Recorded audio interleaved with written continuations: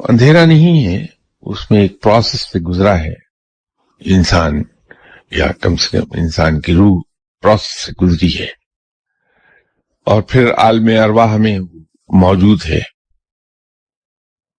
اس انتظار میں کہ اسے کب اذن روانگی ملتا ہے کہ دنیا میں تمہارا جسم وجود میں آ گیا، تو اب جا کے اس جسم میں داخل ہو جاؤ۔ فرشتے اسے انسانی جسم میں داخل کر دیتے ہیں، اور دنیا کی زندگی کے بعد بھی اندھیرا نہیں ہے، بلکہ اس زندگی پر تو پیغمبروں نے بھی روشنی ڈالی، اور پھر ہر مذہب کے علماء نے بھی اس زندگی پر نظر ڈالی ہے۔ مذاہب جو الہامی ہیں ان میں کوئی بھی ایسا مذہب نہیں ہے جو